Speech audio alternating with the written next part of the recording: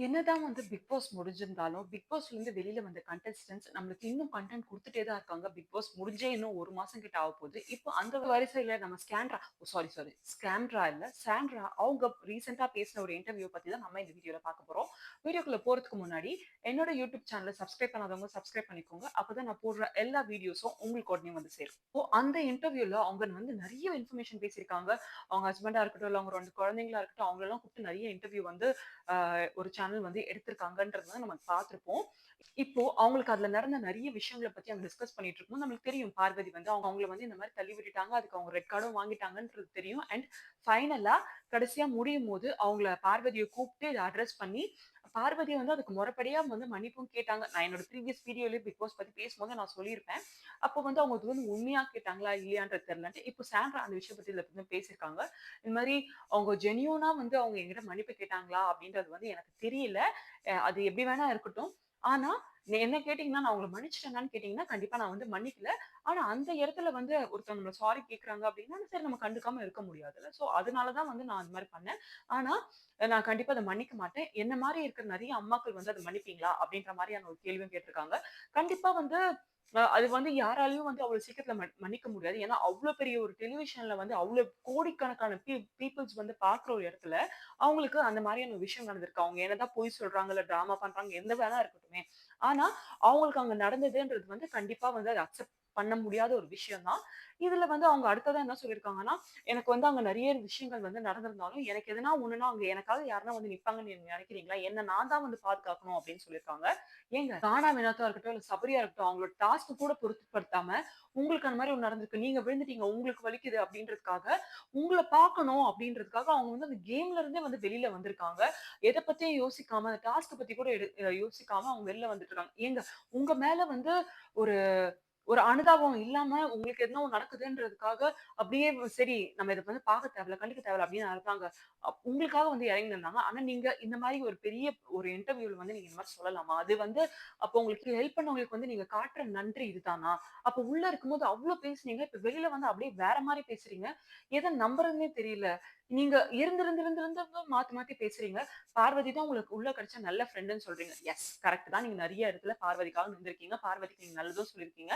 ஆனா, அந்த அந்த டிடிஎஃப் அந்த டாஸ்க் நடந்துட்டு இருக்கும்போதே அவங்க 2 பேரும் எவ்ளோ சண்டை போட்டுக்குனாங்க. திடீர்னு அவங்க 2 பேரும் சேர்ந்துக்கினாங்கன்றத வந்து நம்மளால பார்க்க முடிஞ்சுச்சு. அப்பல்லாம் நீங்க வந்து பார்வதிக்கு ரொம்ப சப்போர்ட்டாவும் இருந்திருக்கீங்க. நெறைய இடத்துல வந்து அவங்க 2 பேருக்கும் எது நல்லதோ அத நீங்க சொல்லியிருக்கீங்க. நான் இல்லன்னு சொல்லல. ஆனா, அவங்களும் வந்து அந்த அந்த பிரச்சனை நடக்கும்போது அவங்களும் ஒரு சில வார்த்தைகள விட்டாங்க. நீங்களும் ஒரு சில வார்த்தைகள் விட்டீங்க. எஸ். ஆப்வியஸா ஒருத்தவங்க நம்மள ட்ரிகர் பண்ணும்போது, நம்ம வந்து அங்க வந்து நம்ம கஷ்டப்படுறோம். நம்மளும் அவங்களுக்கு ஆப்போசிட்டா பேசலன்ற ஒரு விஷயம் வந்து கண்டிப்பா நடக்கிறது தான். நெறைய பேர் இந்த மாரியான விஷயங்கள் பண்ணுவாங்க. என்னதான் வந்து நம்ம பேசக்கூடாது. இது வந்து கொஞ்சம் மெச்சூர்டா ஹேண்டில் பண்ணணும் அப்படின்னு சொன்னா, அந்த ஹீட் ஆஃப் த மொமெண்ட்ல அந்த கோவத்துல வந்து நெறைய பேர் பண்ணக்கூடிய ஒரு விஷயம் தான் நீங்களும் பண்ணீங்க. நான் இல்லன்னு சொல்லல. ஆனா, இதுல வந்து பார்வதி பண்ணது கரெக்ட்டா, இல்ல சாண்ட்ரா பண்ணது கரெக்ட்டா, இல்ல கமருதீன் பண்ணது கரெக்ட்டா அப்படின்றது அந்த ஜட்மெண்ட்குள்ளயே நம்ம வேண்டாம். ஏன்னா, ஒருத்தருமே அவங்கவங்க பாயிண்ட் ஆஃப் வியூல இருந்து பார்க்கும்போது, அவங்கவங்க பண்ணது கண்டிப்பா தப்பு தான். இது மக்களா பார்க்குற எல்லாருக்குமே கண்டிப்பா இது வந்து பார்வதிக்கும், கமருதீனுக்கும் கண்டிப்பா ரெட் கார்ட் குடுத்து அனுப்பணும்னு தான் எல்லாருமே நெனச்சாங்க. அண்ட் அதே மாரியான விஷயம் தான் அவங்களுக்கும் நடந்துச்சு. ஆனா, அத அவங்க ரியலைஸ் பண்ணிட்டாங்களா இல்லையான்றது வந்து நம்மளுக்கு தெரியல. அண்ட் கடைசியில வந்து ரெட் கார்ட் குடுத்து வெளில அனுப்பும்போது, கமருதீன் வந்து இவங்க கால்ல விழற விஷயத்த வந்து அவங்க நான் பார்க்கவே இல்ல அப்டின்றாங்க. ஆனா, அதுல கிளியரா தெரியுது. அவங்க வந்து கமருதீன் வர்றத வந்து அவங்க பார்த்துருக்காங்க அப்படின்னு. அப்ப நீங்க பார்க்காமயே வந்து ஒரு மாரி ஓவர் டிராமாலாம் வந்து அதுல பண்ணிட்டு இருந்தீங்களே! அப்ப அதெல்லாம் எப்படி சொல்றதுன்னே எனக்கு தெரியல. அது டிராமாவா? இல்ல அப்போ ஒரு சீன்ல வந்து அந்த கால் டாஸ்க் முடிச்சிட்ட பிறகு கமருதீன் உள்ள வரும்போது, அவன வெளில போ சொல்லுன்னு ரொம்ப பயந்து சபரிய வந்து போ சொல்லு அப்டின்னீங்க. ஏன் கமருதீனுக்கும் பண்ணீங்க, அதே மாரி பார்வதிக்கும் பண்ணீங்க. ஏன் இந்த மாரியான ஒரு விஷயம்லாம் பண்றீங்க? இதெல்லாம் வந்து எனக்கு தெரியல. இதெல்லாம் நிஜமாவே வந்து உங்களுக்கு அந்த மாரி ஆகுதா? இல்ல உங்க வேற எதனா ஒரு விஷயங்களுக்காக, இல்ல முன்னாடியே இதெல்லாம் பிளான் பண்ணி இந்த மாரியான விஷயங்கள் நீங்க பண்றீங்களா? அப்படின்றது வந்து தெரியல. இல்ல அ உங்களுக்கு வந்து அங்க உள்ள இருக்கறதுக்கு பிடிக்கல. நெறைய தடவ நான் வந்து சொல்லியிருக்கேன். என் ஹஸ்பண்ட் நான் பிரஜன் வெளில போனோனே எனக்கும் வெளில போணும். அதுக்காக தான் நான் வந்து அங்க ஷட்டர் கிட்டயே நான் நெறைய தடவ வந்து உட்கார்ந்துட்டு இருந்திருக்கேன் அப்படின்னு நீங்க சொல்றீங்க. ஆனா, அப்போ வந்து அந்த வீக்கோட எண்டுல வந்து விஜய் சேதுபதி சார் வந்து உங்ககிட்ட கேட்டிருப்பாரு. இந்த மாரி இந்த "சாண்ட்ரா ஆர் யூ ஓகே? இல்ல நீங்க போகணும்னு நினைக்கிறீங்களா? இல்ல எப்படி உங்களோட மனநிலைமை எப்படி இருக்குன்னு கேட்கும்போது, "இல்ல ஐ அம் ஓகே நான் இருப்பேன்" அப்படின்னு சொல்லியிருக்கீங்க.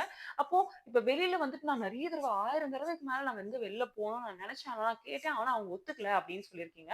இப்போ உங்களோட கருத்தே நெறைய இடத்துல வந்து முன்னும் பின்னுமா இருக்கு. நெறைய இடத்துல வந்து அ வேற மாரி பேசுறீங்க. ஆனா உள்ள நடந்துக்கினது வேறையா இருக்கு. வெளில பேசும்போது வேறையா இருக்கு. கொஞ்சம் வந்து எது பேசினாலும் வந்து யோசிச்சு பேசுங்க. ஏன்னா எல்லாருமே வந்து பார்த்துருக்காங்க. அது 1 ஹவர் எபிசோட் இல்லாம அந்த லைவையும் நெறைய பேர் பார்த்தவங்க நெறைய பேர் இருக்காங்க. அதனால ஒரு சில இன்ஃபர்மேஷன்ஸ் வெளில வரல அப்படின்னு நீங்க நெனச்சுக்கலாம். ஆனா லைவ்ல பார்த்தவங்களுக்கு தான் தெரியும் எந்தெந்த மாரி இன்ஃபர்மேஷன்ஸ் வந்திருக்கு அப்படின்னு. அதனால என்ன பேசினாலுமே வந்து ரொம்ப உருட்டாம டூ த பாயிண்ட் எது கரெக்ட்டா இருக்கோ, உண்மைய மட்டும் பேசினா, அது உங்களுக்கும் நல்லது. ஏன்னா உங்களுக்கும் ஃபியூச்சர் இருக்கு. அந்த நீங்க வந்து ப்ளேம் பண்றீங்க. அவங்களுக்கும் ஃபியூச்சர் இருக்கு. ஸோ பார்த்து பேசணும் அப்படின்றது தான் நான் சொல்லணும்னு நெனச்சேன். வேற எதனா விஷயத்த பத்தி நான் பேசணும்னு நீங்க நெனச்சீங்கன்னா, நீங்க கமெண்ட் செக்ஷன்ல சொல்லலாம். இல்லன்னா என்னோட பெர்சனல் ஹேண்ட்ல அந்த காய் மேடின்ற இன்ஸ்டாகிராம் அக்கவுண்ட்க்கு நீங்க எனக்கு பெர்சனலா டிஎம் பண்ணலாம். கண்டிப்பா நான் அத பத்தி எடுத்து பேசுவேன். அண்ட் அதுக்கு முன்னாடி என்னோட யூடியூப் சேனல சப்ஸ்கிரைப் பண்ணாதவங்க சப்ஸ்கிரைப் பண்ணிக்கோங்க. அப்பதான் நான் போடுற எல்லா வீடியோஸும் உங்களுக்கு உடனே வந்து சேரும். Thank you.